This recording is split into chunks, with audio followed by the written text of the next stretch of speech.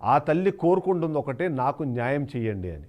ఆ న్యాయానికి ఆమె చాలా స్పెసిఫిక్గా విషయం చెబుతోంది. ఎవరి మీదైతే తమకు అనుమానం ఉందో వాళ్ళు నిందితులుగా ఉండే అవకాశం ఉంది కాబట్టి అటువైపుగా మీ విచారణ కొనసాగించండి, ఆ వైపుగా మాకు న్యాయం చేయండి అన్నారు. కానీ ఇవాళ నష్టపరిహారాన్ని చూపించి న్యాయం చేశామనే విధంగా మాట్లాడుతున్న రాజకీయ నాయకులకు సంబంధించిన మాటలు విని అప్పుడు కాదు, నిజంగా సుగాలి ప్రీతి ఇప్పుడు చనిపోయిందని భావించాల్సిన పరిస్థితి కనిపిస్తుంది. ఎందుకంటే ఆ తల్లి కోరుకుంటున్న న్యాయం దక్కుతుందో దక్కదో అన్న అనుమానం కన్నా, ఆ తల్లి కోరుకున్న న్యాయం దక్కకపోయినా దాన్ని మేమే ఇచ్చాము అని చెప్పుకునే రాజకీయ నాయకుల కుటిల సంస్కారం అయితే మనకు చాలా క్లియర్గా కనిపిస్తుంది. అది వైసీపీ హయాంలో అయినా, ఇప్పటి కూటమి ప్రభుత్వంలో అయినా, 14 నుంచి 19 దాకా అధికారంలో ఉండి 17లో హత్య జరిగిన తర్వాత దాన్ని మటుమాయం చేసే ప్రయత్నం చేసిన అప్పటి టీడీపీ ప్రభుత్వందైనా ఆ తల్లి కోరుకుంటున్న న్యాయం దక్కే అవకాశం ఉందా? ఆ తల్లి కోరుకుంటున్న న్యాయం ఏంటి? ఇప్పుడు దొరికిన నష్టపరిహారాన్ని ఆ తల్లి ఎలా చూస్తుంది? ఈ విషయాన్ని కూడా మాట్లాడే ప్రయత్నం చేద్దాం. అమ్మ నమస్తే. అంటే వాస్తవానికి 8 సంవత్సరాల 10 రోజులు దాటిన తర్వాత కూడా మీరు న్యాయం కావాలని పోరాటం చేయడం అన్నది నిజంగానే ఈ ప్రజాస్వామ్యానికి ఉన్న అతిపెద్ద మచ్చగా నేనైతే భావిస్తాను. మీరెలా చూస్తారో? ఎన్ని సంవత్సరాల తర్వాత కూడా ఒక స్పెషల్లీ ఏబుల్డ్ పర్సన్గా మీరు నా కూతురికి జరిగిన అన్యాయానికి నాకు న్యాయం కావాలని పోరాడే దుస్థితికి ఈ ప్రజాస్వామ్యమో లేకపోతే ప్రస్తుతం ఉన్న ఈ చట్టాలు న్యాయాలు ఏవి దొరకపోవడము ఎలా చూడాలంటారు? మీరేం కోరుకుంటున్నారు? సార్ ముందుగా నమస్తే సార్. నిజంగా ఈ 8 సంవత్సరాల 10 రోజులు అయినా కూడా ఇప్పటికీ ఇంకా సుగాలి ప్రీతి కేసుకి న్యాయం జరగాలని మీలాంటి వాళ్ళు మాకు సపోర్ట్ ఇస్తున్నారు కాబట్టి నేను ఈ పోరాటం చేయగలుగుతున్నాను సార్. అందుకు ఫస్ట్ మీకు ధన్యవాదాలు సార్. సార్ మరి 2017లోంచి కూడా ఇప్పటి వరకు కూడా మీరు చెప్పినట్లు మరి పోరాటం చేస్తానే ఉన్నాను. మరి పోరాటం చేస్తున్నది ఒకటి, సుగాలి ప్రీతి కేసుకి న్యాయం జరగాలి అనేది ఒకటి. నాలాంటి బాధ ఇంకొక తల్లికి రాకూడదు, నాలాంటి ప్రీతికి జరిగిన అన్యాయం ఇంకొక అమ్మాయికి చదువు అనే ముసుగులో చేస్తున్న ఈ అత్యాచారాల మీద ఇలాంటివి జరగకూడదు అనేది నా సుదీర్ఘ పోరాటం సార్. మరి అలాంటి పోరాటంలో ఎన్నో అవధుడుకులు మరి ఈ 8 సంవత్సరాల్లో నేను అనుభవించాల్సి వచ్చింది. మరి అనుభవించాను కూడా సార్. మరి మమ్మల్ని బెదిరించారు, మరి దాడులు చేశారు, దొంగతనాలు చేశారు, మరి కాంప్రమైజ్ కావాలని ఎన్నో చేశారు. అయితే కూడా ఇవన్నీ దాటుకుంటూ వచ్చిన తరువాత ఏదైతే ఈ కూటమి ప్రభుత్వంలో మరి పవన్ కళ్యాణ్ గారు గొంతు గట్టిగా వినిపించారు మా కోసం, మరి ఖచ్చితంగా న్యాయం జరుగుతుంది, ఈ ఒకటి ఫస్ట్ కేసు సుగాలి ప్రీతి కేసు అని చెప్పడం మరి మేము చాలా సంతోషపడ్డాం. మరి ఫస్ట్ కేసు అంటే నిజంగా ప్రీతికి మనశ్శాంతి కలుగుతుంది, ఆ శాంతి కలుగుతుంది, నాకు మనశ్శాంతి కలుగుతుంది అన్న తరుణంలో మరి 14 నెలలుగా మేము పవన్ కళ్యాణ్ గారి మీద అతీతమైన నమ్మకం పెట్టుకొని మేము నమ్మాం సార్. మరి ఈ 14 నెలల్లో ఎక్కడే కానీ సుగాలి ప్రీతి కేసుకి ఎలాంటి పురోగతి కానీ ఎలాంటి చర్యలు కూడా తీసుకోలేదు సార్. కాదు, ఇప్పుడు అంటే కేసుని రీఓపెన్ చేశాము, సిఐడి ఈ కేసుని దర్యాప్తు చేయబోతోంది అంటూ కూడా ఒక మాట వినిపిస్తుంది.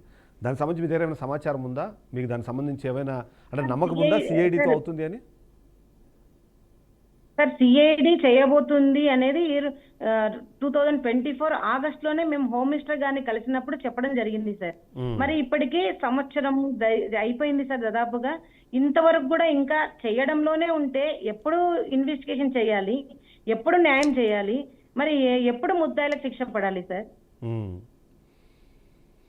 సో అంటే ఇవాళ అంటే నిన్న మీరు చూసే ఉంటారు పవన్ కళ్యాణ్ ఈ స్పెసిఫిక్గా అంటే మీరు చేస్తున్న అంటే పోరాటానికి సంబంధించిన మరొకసారి మీరు అమర నిరాహార దీక్ష కూర్చుంటాను అన్నప్పుడు ఆయన చేసిన కొన్ని వ్యాఖ్యలు అన్నవి అంటే వాస్తవానికి వాటిని మీరు ఏ కోణంలో చూస్తున్నారని తెలుసుకోవడం కోసం మాత్రమే నేను ఒక ప్రయత్నం చేస్తున్నాను. ఇది ఎత్తి పరిస్థితుల్లోనూ పవన్ కళ్యాణ్ కానివ్వండి ఆయన చేసిన పోరాటాన్ని కానీ కించపరిచే ప్రయత్నం కాదు.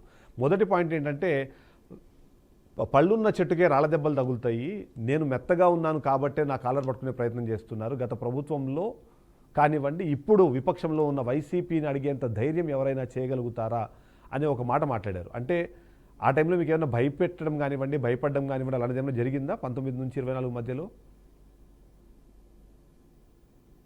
ఎవరి నుంచి సార్? అంటే వైసీపీ మిమ్మల్ని భయపెట్టిందా, లేకపోతే వైసీపీ ఉన్నప్పుడు మీరు అడిగే ధైర్యం చేయలేకపోయారు అన్న మాట ఒకటి ఇండైరెక్ట్గా చెప్పే ప్రయత్నం ఇవాళ పవన్ కళ్యాణ్ చేశారు.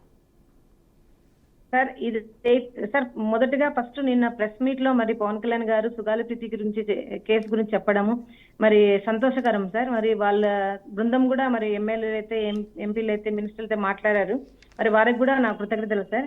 అయితే ఒకటి సార్, ఇప్పుడు 19లో మరి పవన్ కళ్యాణ్ గారు ఈ కేసులో మాకు సపోర్ట్ చేయడం జరిగింది. మరి అంతకంటే ముందే 2017 నుంచి 19కి దాదాపుగా 3 సంవత్సరాలుగా మేము ఈ న్యాయ పోరాటం చేస్తానే ఉన్నాం సార్. మరి కుల సంఘాల వాళ్ళు కానివ్వండి, మరి మహిళా లీడర్లు కానివ్వండి, స్టూడెంట్ ఆర్గనైజేషన్ వాళ్ళు, మరి ముఖ్యంగా మరి మందకృష్ణ మాదిగ గారు కూడా వచ్చి మాకు సపోర్ట్ చేసి కేసులో అంటే న్యాయం కోసం సపోర్ట్ చేయడం, మోరల్ గా మాకు నిలబడడం జరిగింది సార్. మరి అప్పటి నుంచి కూడా అంటే 2015 నుంచి 19 అన్నగారిని కలిసేంత వరకు కూడా మేము ప్రతి ప్రభుత్వాన్ని ప్రశ్నిస్తానే ఉన్నాం. ఏ దానికే ప్రశ్నిస్తున్నాం సార్? న్యాయం కావాలి, సుగాలి ప్రీతి కేసులో మాకు న్యాయం జరగాలి, ఆ అమ్మాయిని అత్యాచారం చేసి హత్య చేసిన దోషులకు శిక్ష పడాలి అనేది మేము అల్టిమేట్ గా ఒక న్యాయం కోసం మేము పోరాటం చేస్తా ఉన్నాం. మరి ఆ పోరాటం గట్టిదని, ఆ పోరాటంలో మరి మేము ఎన్ని అవధోకలు వచ్చినా నిలబడ్డామని తెలిసిన మీరే కదా సార్ 2019 మంగళగిరి పార్టీ ఆఫీస్ లో మరి చలించిపోయి ఇన్ని రిపోర్ట్స్ ఉన్నా కూడా ఎందుకు మీకు ఇంకా న్యాయం జరగలేదు? నేను సపోర్ట్ చేస్తాను, నేను వస్తాను, మీ కర్నూలుకు వస్తానని చెప్పిన మాటగానే మరి లక్షలాది మందితో మీరు ర్యాలీ చేసి సిబిఐకి డిమాండ్ చేసి సుగాలి ప్రీతి కేసు ఖచ్చితంగా న్యాయం చేయాలి, ఇలాంటి వాళ్ళకి న్యాయం చేయడం కోసమే నేను అధికారంలోకి వస్తున్నాను, మరి రావాలి కూడా అని మీరు చెప్పిన మీరు సార్ మరి వచ్చి కూడా అంటే కూటమి ప్రభుత్వం ఏర్పడి దాదాపుగా 14 నెలలు కావచ్చింది సార్. మరి ఈ 14 నెలల్లో ఎందుకు సుగాలి ప్రీతి కేసు గురించి మీరు ఏ దిశగా కూడా చర్యలు తీసుకోలేదనేది నా ప్రశ్న సార్. కానీ అంటే ఆయన ఒక పాయింట్ చెప్పే ప్రయత్నం చేశారు. అంటే నేను సిఐడి వాళ్ళతో మాట్లాడినప్పుడు అంటే అప్పట్లోనే దీనికి సంబంధించిన ఏవైతే ఆధారాలు ఉన్నాయో అవన్నీ చెరిపివేయబడ్డాయి, ముఖ్యంగా డిఎన్ఏ రిపోర్ట్ కానివ్వండి అవన్నీ కూడా మ్యానిపులేట్ చేయబడ్డాయి, కాబట్టి ఇప్పుడు మనము అసలు నిందితుల్ని గుర్తించాలంటే సమస్య వస్తుంది అని అంటున్నారు. సో అది అంటే 17 నుంచి 19 మధ్యలో మీరు చెప్పిన సమాచారం ప్రకారం కూడా మొదటి 4-5 రోజుల్లోనే దానికి అవసరమైన ఏర్పాట్లు అప్పటి అంటే మీరు ఆరోపిస్తున్న వాళ్ళు చేసేశారు.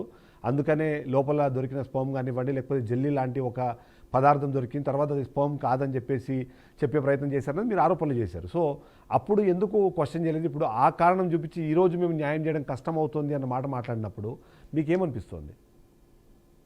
సార్ అదే సార్, మరి ప్రతిపక్షంలో ఉన్నప్పుడు చాలా బలంగా మాకు మోరల్ సపోర్ట్ ఇచ్చిన పవన్ కళ్యాణ్ గారు అంటే 2017లో మాకు కేసు రిజిస్టర్ అయింది సార్. ఎఫ్ఐఆర్ 302, 201 మరి పోక్సో SC/ST యాక్ట్ ప్రకారం నమోదైంది.